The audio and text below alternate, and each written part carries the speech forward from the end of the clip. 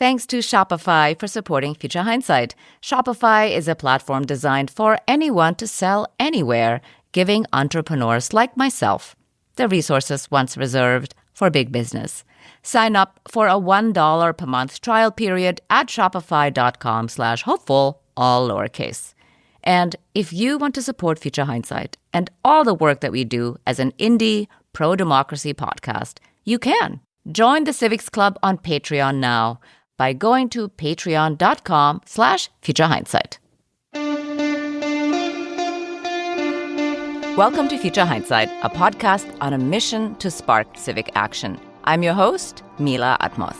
I'm a global citizen based in New York City, and I'm deeply curious about the way our society works. So each week I bring you conversations to cut through the confusion around today's most important civic issues and share clear, actionable ways for us to build a brighter future together. After all, democracy is not a spectator sport. Tomorrow starts right now.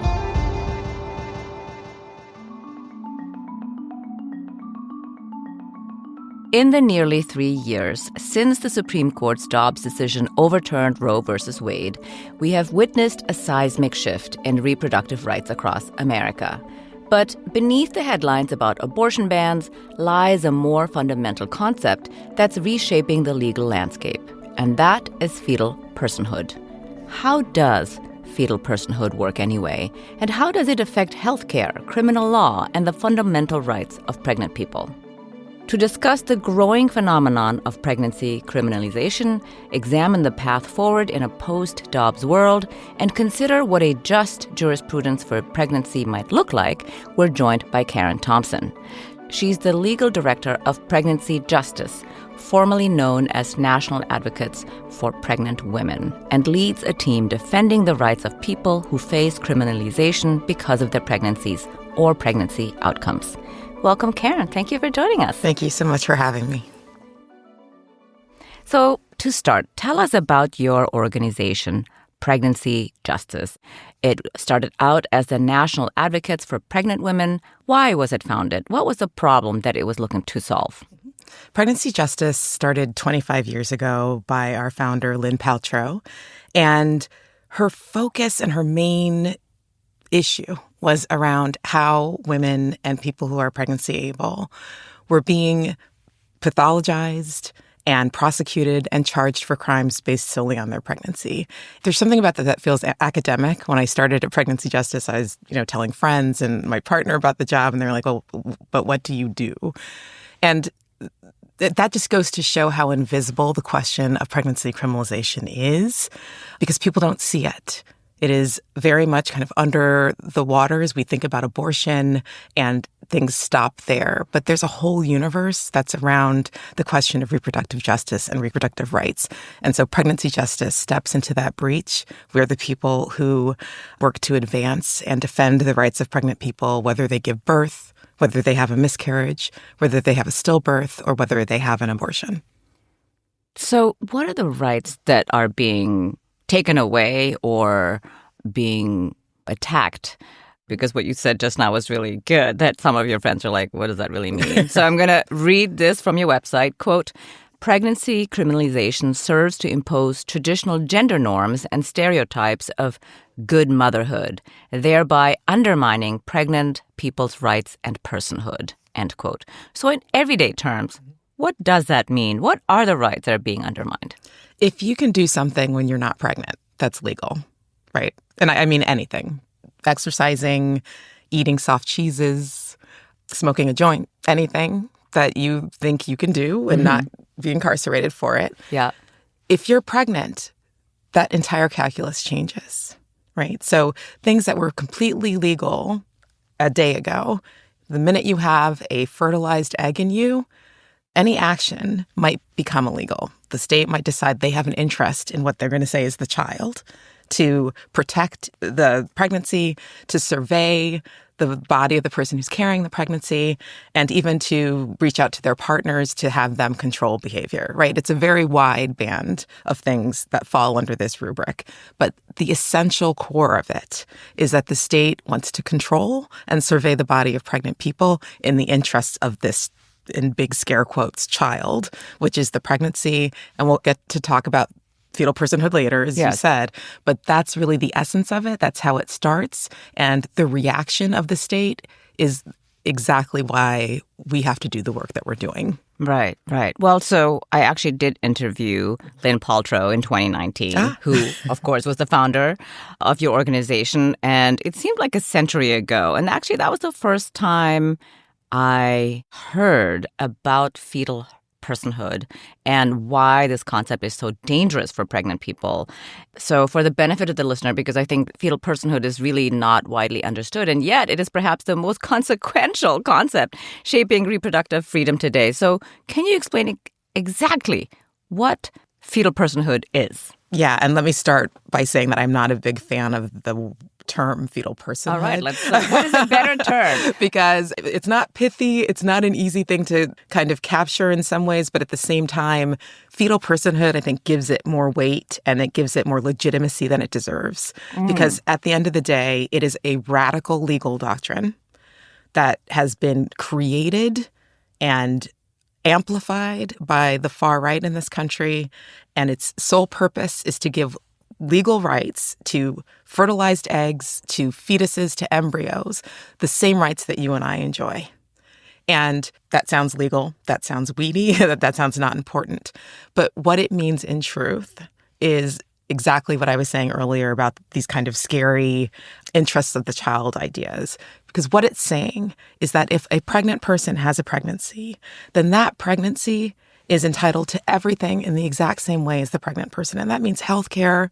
That means choices around healthcare. That means the ability to move. And in some places, and what we're seeing in bills that are passing and efforts that are underway, is literally to take away people's rights to speak if they are pregnant, right? And so there is almost a full lockdown of rights because they're not things that can be shared. I think in progressive circles in the left, there's always this saying that rights aren't pie, that there's enough to go around. And in fact, that they aggregate, right? Like if I, as a Black, lesbian woman, if there are rights that I accrue, everyone benefits, right? It doesn't stay still. It's an expanding concept.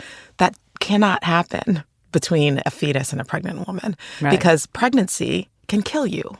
Right? Pregnancy can disable you. Yes. Pregnancy might be the basis of why you lose your job. Pregnancy might be the basis of why you lose your other kids. Pregnancy might be why you stay with an abusive partner.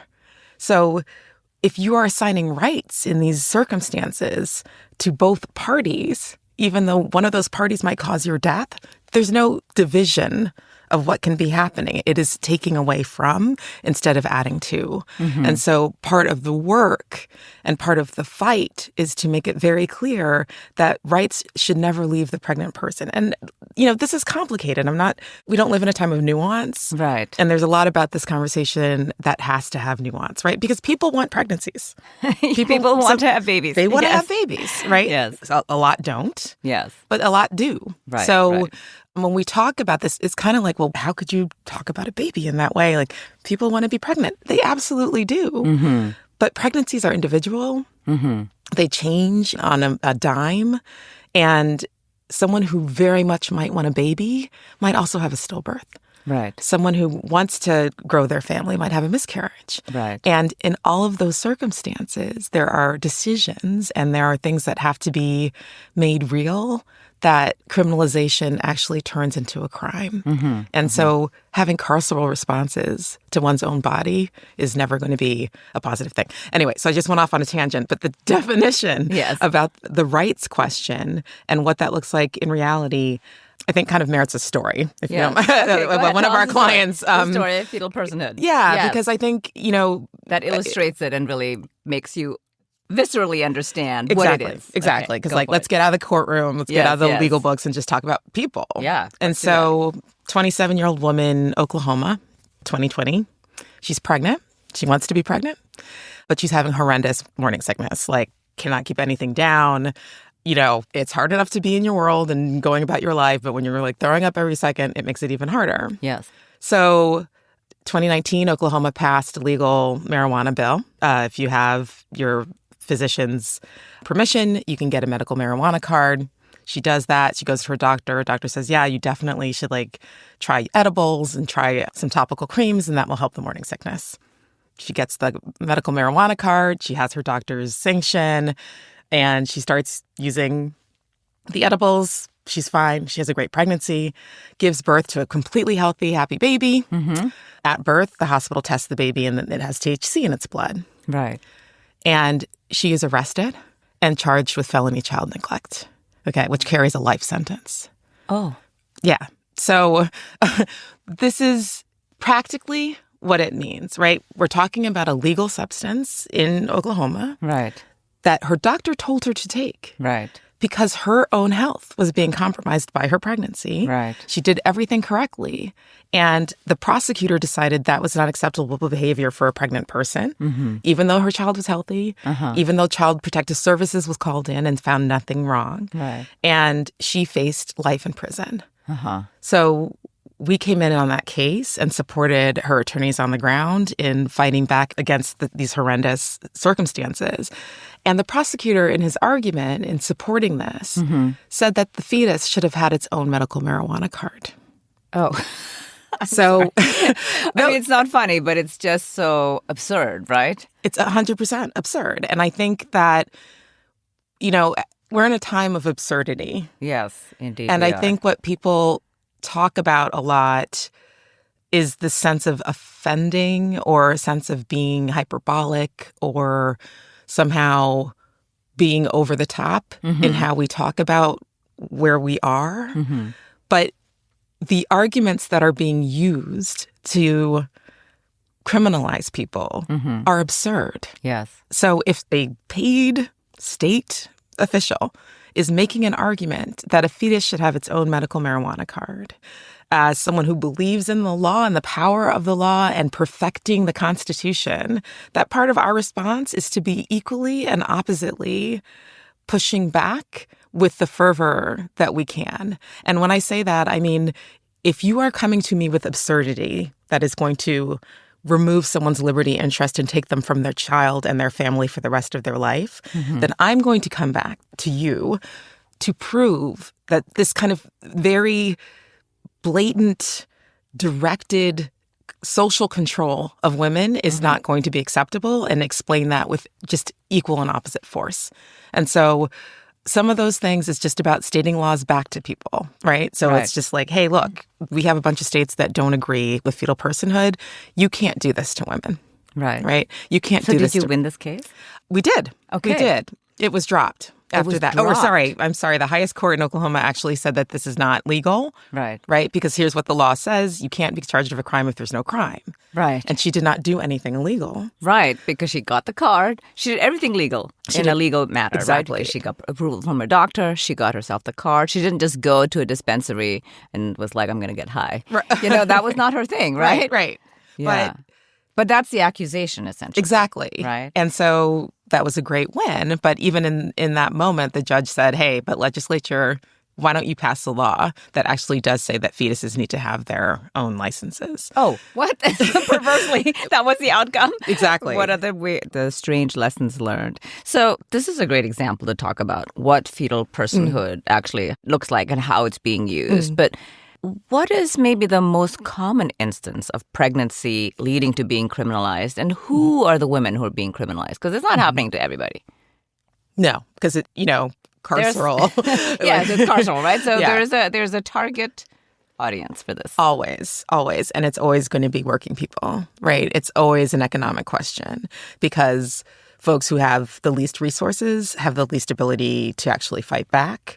And the bandwidth is limited, and the resources that get people where they are for the charge are usually not available to people who have less access, right? So as is always classic with the abortion example, if you can afford it, even if you live in Alabama, which is on the total ban state, or Texas, you can fly to New York, you can fly to Colorado, you can fly to Chicago or California and do whatever you need to do. If you do not have those resources, if you cannot get off work, if you don't have enough gas in your car to drive 2, 4, 8, 6 miles, if you can't get childcare, those things are not going to happen, right? So you have instantly less access and more kind of focus by the government on what you're doing. There's more involvement, right? So 3/4 of our cases involve people who are using substances. And that doesn't necessarily mean illegal substances. It could be prescription, right? Like if your doctor has provided you with the ability to use like opioids because you have a back issue or something. Right. That's a drug, right? It is. So 75% of folks are basically, getting tested or having some sort of touch with law enforcement. And once it's found out that the person is pregnant, turns into something else. And so that can either be a full-blown prosecution, or it could simply be added bail or a longer sentence, right? So it's not just the prosecution itself, but all the kind of like supporting things that happen in any kind of criminal prosecution. So those are the highest number of our cases. And who that affects is pretty across the board, with a little bit more of a showing among white women, which is not usually the case when it comes to questions of crime and punishment. There's always some sort of racial discrepancies there. And we're learning more, right? We've done 3 major studies about pregnancy criminalization. And what we've seen is up until Dobbs, there were over 2,000 cases of pregnancy criminalization in the United States. In the year after Dobbs, we found 200 cases, which is completely off the charts. Right. So before Dobbs, like between 1973 and 2022, there were 2,000. And then in the year after Dobbs, there were 200. Is that what you're saying? Yes. Wow. And we've issued 2 reports. Our plan is to issue a report every year after Dobbs to track it, to show what we're seeing, and to show what's happening.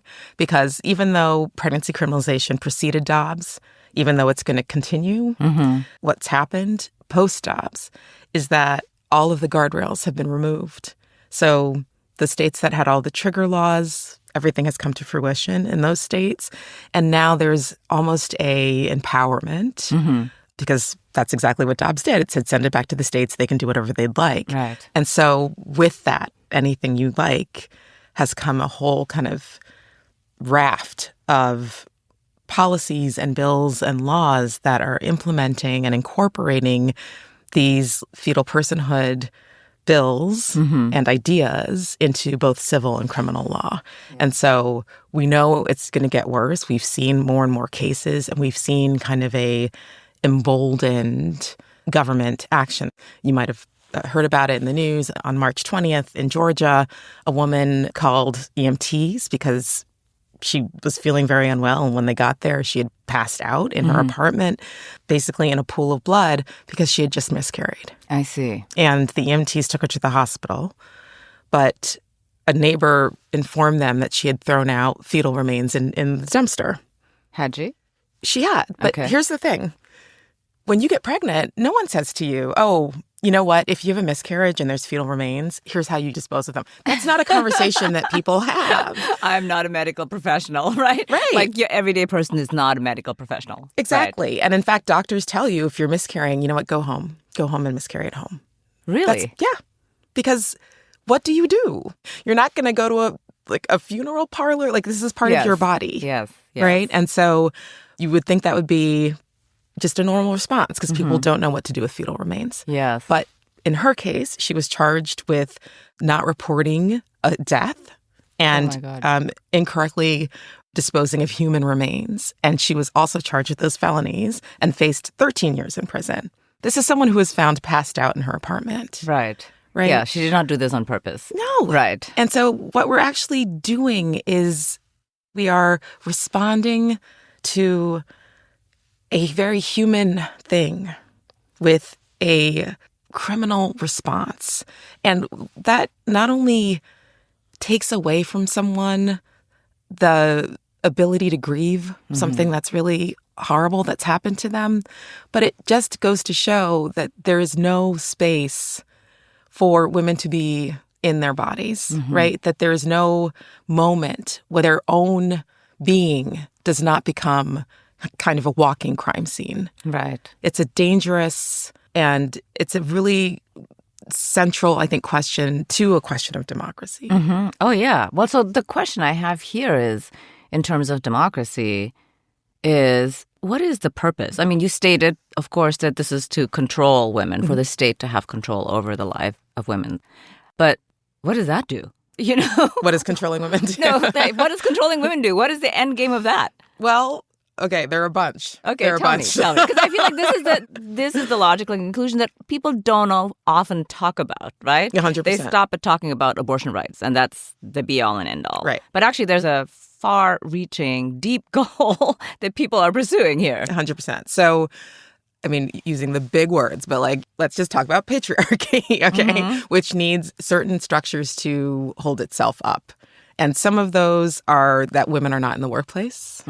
Some of those are that women do not have equal voice in government, that they don't have a public presence. And let's be real about our history. The ability for women to vote is brand new. Right. In the history of the world. Yes. The ability to have your own credit card, to run a marathon. Yes. You know, they're only about 50 years old in this country. Yes. Which lines up very precisely with the rights to make choices about your reproductive yes, good point. freedoms, right? Yes. That's for a very specific reason. If you make those decisions, then everything about your life is your own, right? You can get divorced. You can vote.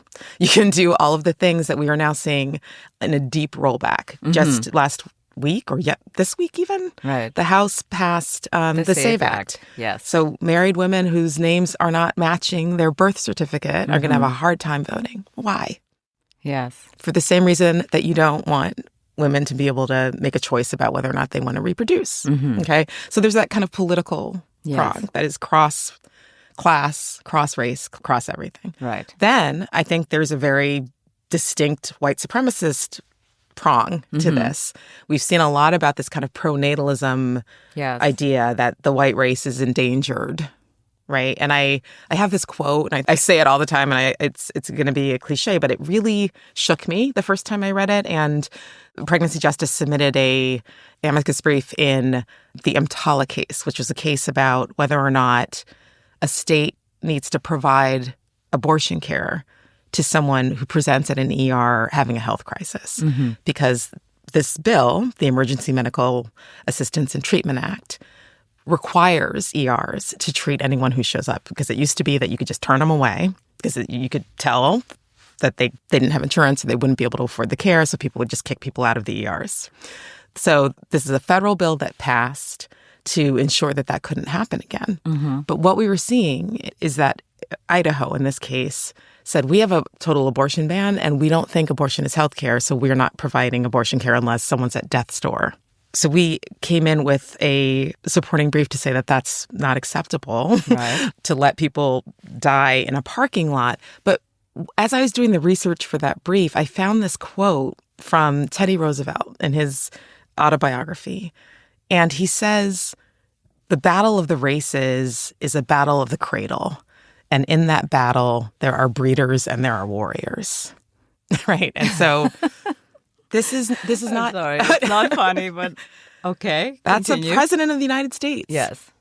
Right. So this is not a new thing. I'm not just it's not a new pulling it idea. out. But I think this is also lost in a lot of the conversation 100%. That this is not a new idea. 100%. And so when you have this kind of demographic panic, when people are saying that the United States is no longer a white country, which it's never been. Right. Yes. Then part of this control is to force white women to have more babies and to use the criminalization at the same time to do the classic things that are always been done so that, to Black and brown bodies. That the number one demographic is white women, right? So because they want them to have the babies.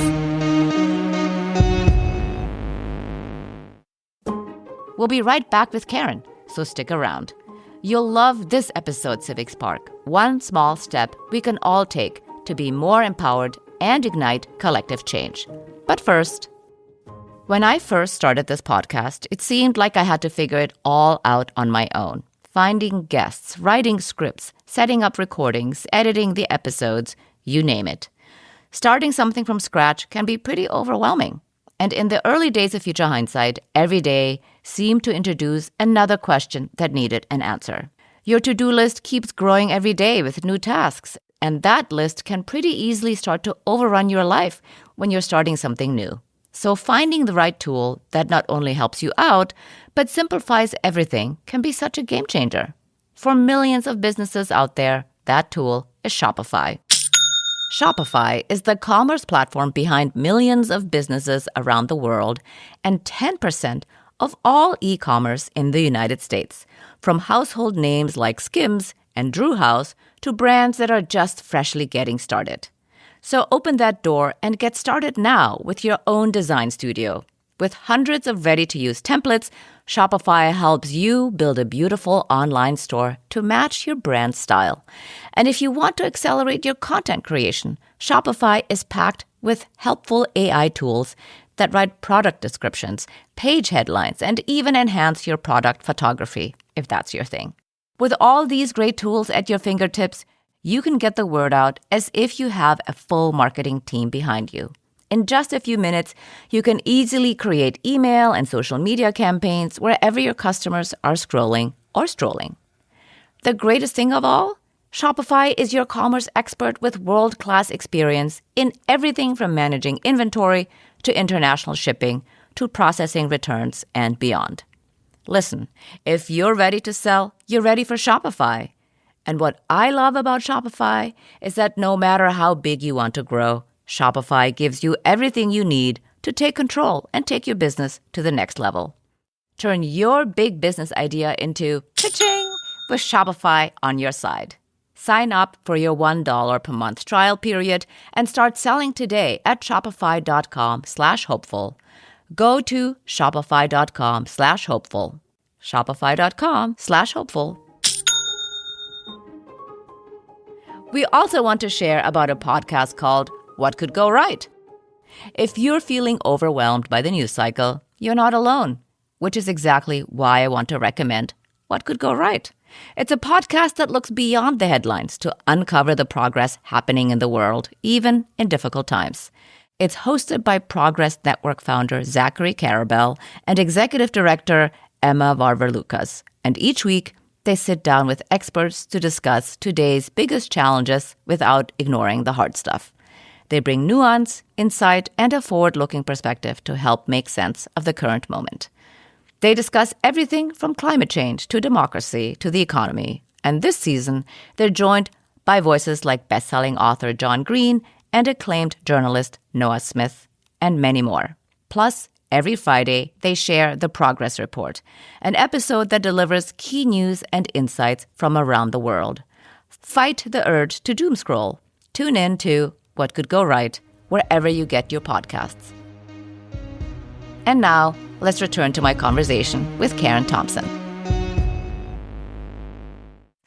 So, I want to talk a little bit about the politics in terms of the legal ways in which the criminalization has been made possible. And of course, the Dobbs decision in 2022, that's the big one, but that's not the only piece of the puzzle, right? Because there are many important changes at the state level, many trigger laws that passed before Roe fell.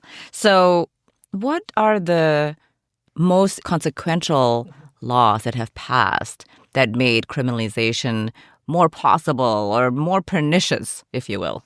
There's several. And so I think, as with everything that we're talking about, it's still, everything comes back to this kind of initial harm, which is this idea that a fetus has equal rights, right? So currently, there's 17 states that have established fetal personhood by law or judicial decision to apply to criminal law or both criminal and civil laws.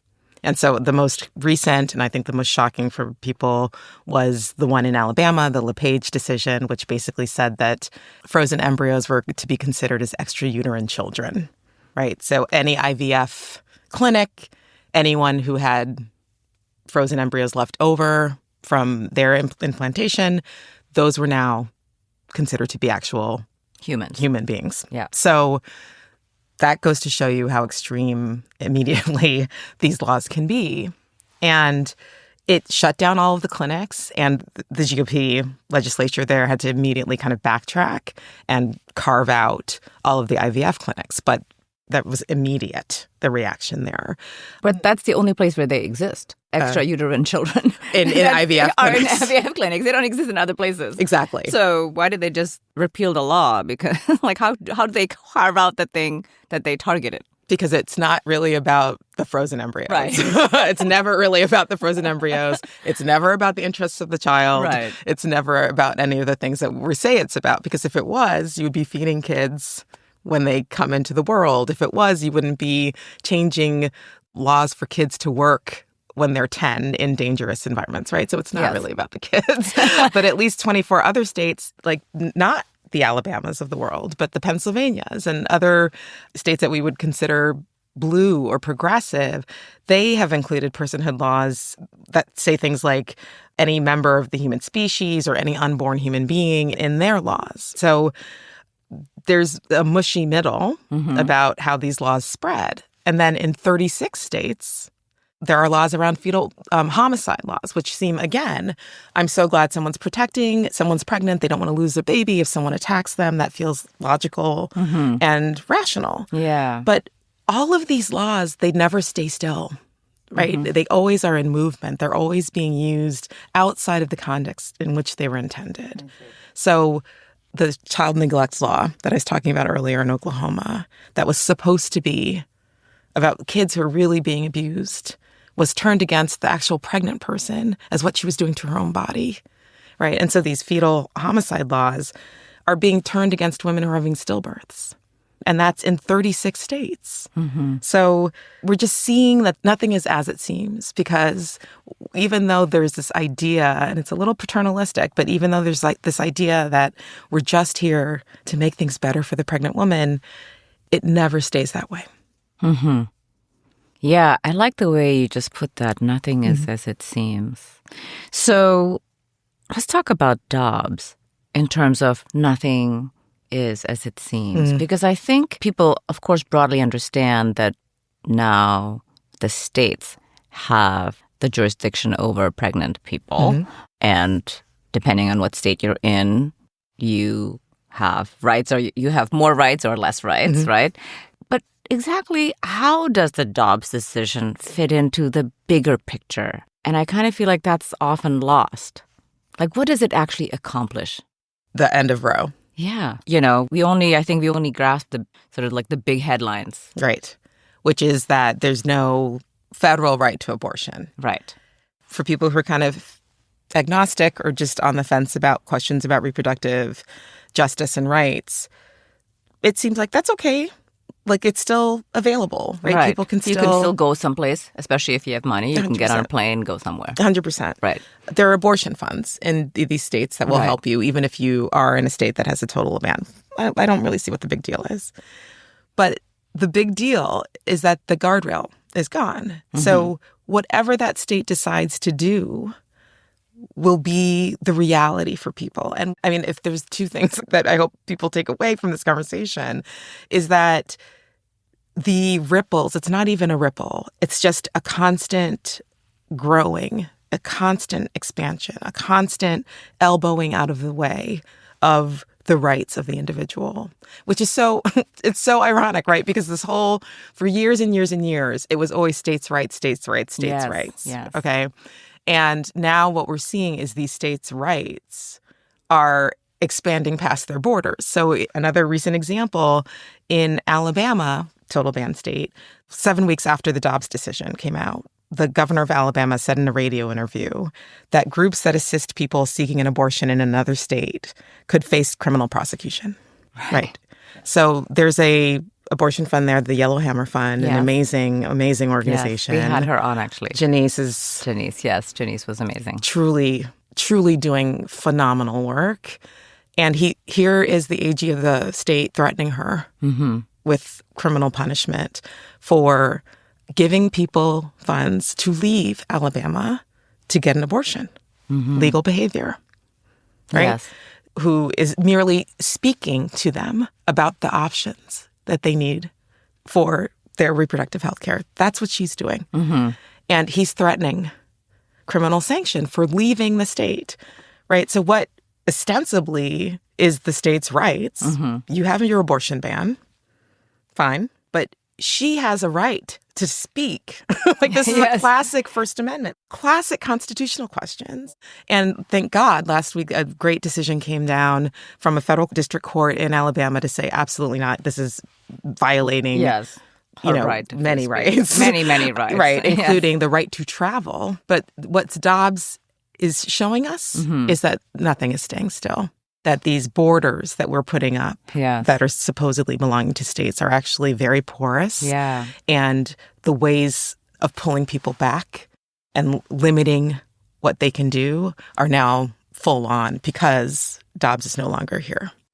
Well, you talked about states' rights, and I know that a lot of states, of course, have done the opposite so that they have enshrined the right to reproductive justice in their states. But of course, if we have a nationwide ban, which is what the president wants to do, and he might be able to pass, I don't know, then of course the state laws that enshrine the right to an abortion are no longer valid. So a few months ago, I saw you on a panel, and you talked about us needing a jurisprudence for pregnancy. And people in the audience were clapping, and honestly, I don't know what that is. What is the jurisprudence for pregnancy, right? Like, tell us about that. And what do you envision, and how does it solve the problem that we have today? Mm-hmm. And let me be very clear. I want to attribute this to Kimberly Mutcherson, who is at Rutgers Law School and is a brilliant scholar. And it's her idea of a jurisprudence of pregnancy. And what I think is at the core of it is that there is no two. There is no other. There is no outside. If you are pregnant, and you are your own universe. Mm-hmm. And so any of the legal questions that we're thinking on, any of the hard realities, whether it's drug use, whether it's a pregnancy that has an outcome that someone doesn't want, all of those questions cannot be separated from the individual autonomous person who is carrying a pregnancy. Right. It is. So it's like if I were to break my leg, this is the same kind of health event, let's say. 100%. And there would be would be like my leg does not have its own rights. Exactly. Yes. Exactly. Right? And it's like, you say it and it's clear. Right. Do you know what I mean? This is the jurisprudence of pregnancy, essentially. That's all it is. Right. It's just that you get to be your body. And, again, to circle back to the question of democracy, but what we are seeing in this moment is a concerted effort to ignore that autonomy. Mm-hmm. We're seeing people yanked off the streets and having no rights. We're seeing due process not being applied in so many contexts, right, including here, right? So it's making me think immediately of somebody who is pregnant. Mm-hmm. And what about the legal rights of the baby? Let's say if you're being picked up off the street by ICE, and your baby also has rights, potentially, to be an American citizen, although, of course, birthright they're trying to get rid of. But I wonder, what would be the legal repercussions if you actually really believed in fetal personhood? Well, this is another part of why the doctrine is so unstable, right, because it's constantly having to change and pivot, right? Because it doesn't make sense. Because it's really absurd, right? Because it's absurd. Yeah. So it used to be a moral issue. It used to be like the church says. Mm-hmm. And then people are like, I don't know, I think that's going to turn people off. This is like late 60s. Right. So then it morphs into, well, you know what, this is racial genocide. Like, they're killing black kids. You don't want to do that. Mm-hmm. That didn't quite work in the 80s, so Reagan becomes pregnant. Oh, Reagan did not become pregnant. Reagan becomes president. And he starts to put it under this idea of a war on drugs, right? That we got to save these children, these crack babies, from their horrifying mothers. Mm-hmm. That doesn't work anymore. And so now we've pivoted to this whole other kind of constitutional argument, but that doesn't work with the birthright citizenship. How are you trying to say that if someone has a baby on U.S. soil, that doesn't count, while simultaneously saying a fertilized egg is a human being with all the same rights, right? It doesn't hold. Right. The center doesn't hold. Right. So a lot of this is just kind of falling apart in some ways, which means that the pushback or the new efforts are getting louder. And so, we don't need to have a national abortion ban. Mm-hmm. All we need to do is say fetuses have 14th Amendment rights. Oh, wow. And then it's over, right? Yeah. So how do we avoid that? How do we get to this jurisprudence of pregnancy? Because even though the current administration essentially is lawless, I think that's the best way to describe what's happening. We still want to pass laws because eventually we hope that the lawlessness will end, right? So it feels a little bit like, oh, nothing matters anymore and why pass laws? But at the same time, they're busy passing laws, even though they're also being lawless at the same time. So what would be a law? How do you conceive of a legislation that would actually achieve a jurisprudence of pregnancy? Well, we need to get back to states' rights as well. Right? Yeah. So let's get close to the ground. Let's get close to the communities that have been doing this. And let's start demanding what needs to be demanded. So, for instance, in that case in Georgia, it was people who called and who made a lot of noise about the fact that this is someone who had suffered a very sad pregnancy loss, right? And that should just be honored as what it is. Right. People understand this. This isn't some wacky idea. Everyone knows someone who was pregnant. We are all here because somebody was pregnant. This idea is not foreign to anyone. Right. And we've all seen people struggle, right? And so I think that a jurisprudence of pregnancy is actually an embodiment of community, like who we all are, who we want to be, is very much linked in these choices, not just about ending a pregnancy, but as Sister Song says, a collective out of Atlanta that talks about reproductive justice, everyone is entitled to have children, to not have children, or to raise the children that they have in safety and health. So if we all start to think about these questions, that is reproductive justice. And if we start to think about that as a society, if we want to give healthcare that advances those goals, if we want to create communities that advance those goals, then the jurisprudence of pregnancy follows. Like, the law very rarely creates things. It doesn't create rights. It just codifies them. Ah, right. That's a good way to... And so, like, I'm a lawyer. I became a lawyer because I believe in the law. But I don't believe that my rights come from the law. And so, right now, it feels like everything is burning down. And I don't know that it's not. But I think one thing that we all have in this moment that feels very scary and terrifying and, here there be dragons, right? We don't know. We don't know where we are. We don't know where we're standing. But there's possibility in that. And I think about the moment after the end of slavery and how I was reading this great book called Death Came a-Knocking. But basically what they were saying is folks were getting turned out of plantations. And this is after centuries of not being able to, read. That was illegal. Having nothing of their own. Having no rights. Not being considered human. Civil War comes, slavery ends, and people were just turned out. And from that moment, people created schools. They created their own healthcare system to help other newly emancipated people.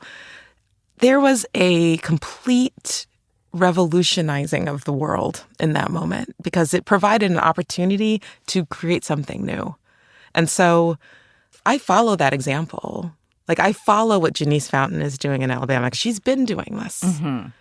And I know that even though there are these waste places, there are these places that are being burned down, there is an opportunity here for us to do something different.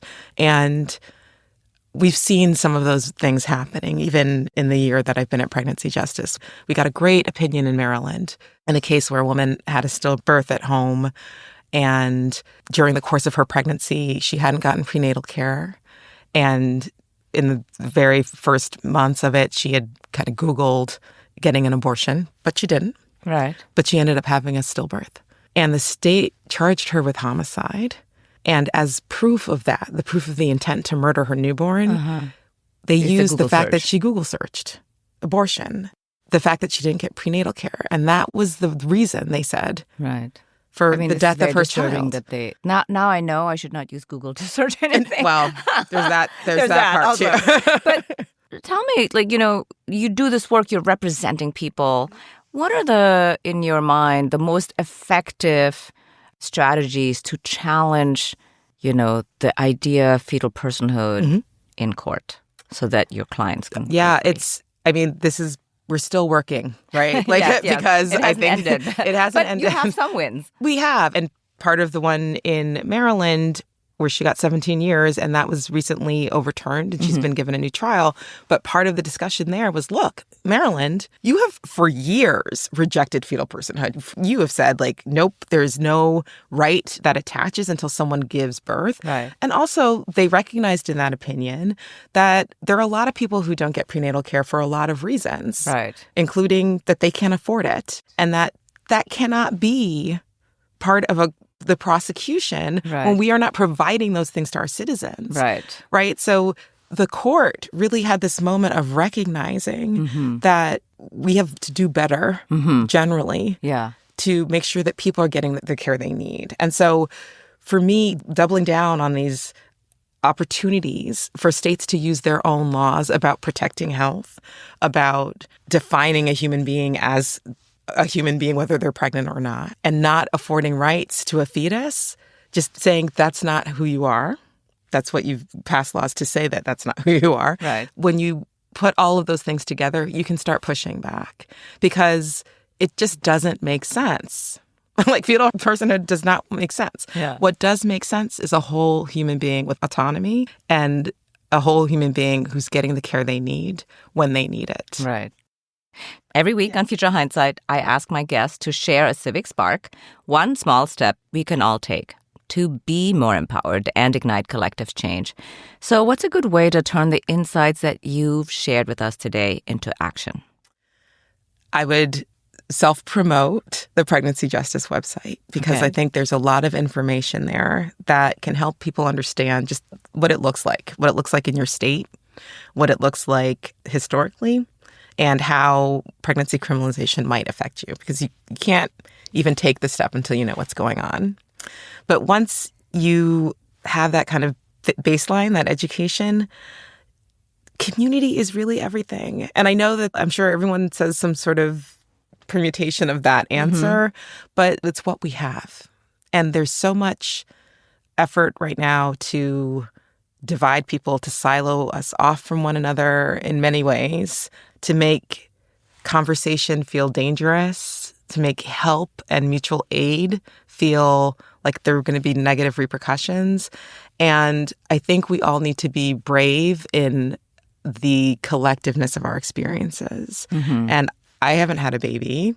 I've never been pregnant, but I saw my nephew come into the world, and that alone tells me that witnessing power is enough for me to bring to somebody else who is trying to take away someone else's rights. I can understand in that experience what is being denied other people. And so simply making your voice heard, putting pressure on DAs who are bringing these cases, it works. It works. Yeah. And it pushes the needle. Yeah, thank you.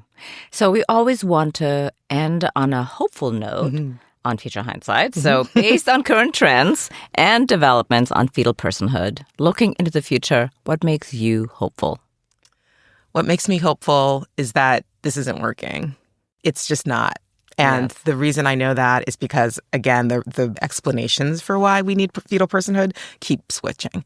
And the bills that are coming up around fetal personhood are getting more and more extreme. And if you had the wind at your back, if you had the support for your ideas, they would remain pretty solid, right? They'd remain the same. You would be very public about what you were doing. You'd make sure everyone knew.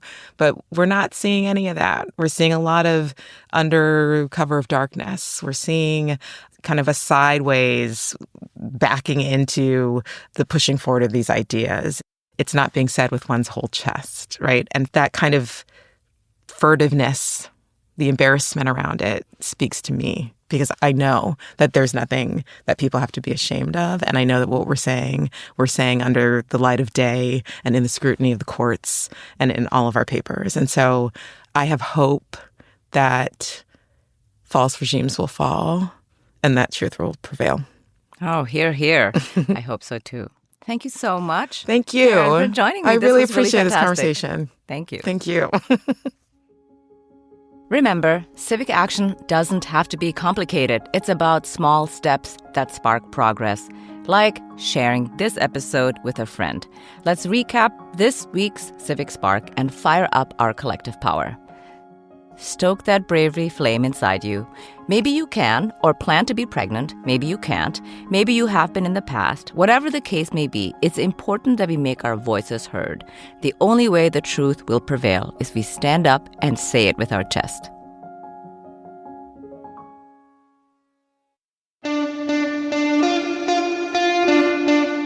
Next week on Future Hindsight, we're joined by Stacey Abrams. She's a voting rights activist and served as a minority leader in the Georgia House of Representatives from 2011 to 2017.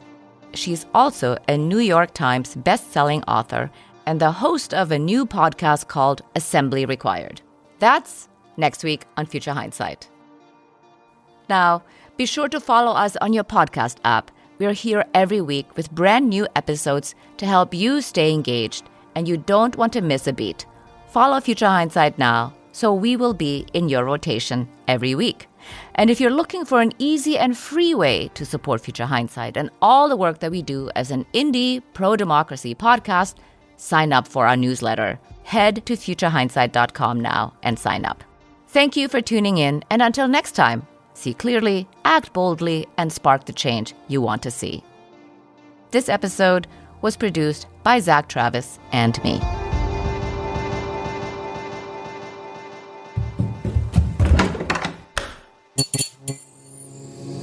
This podcast is part of the Democracy Group,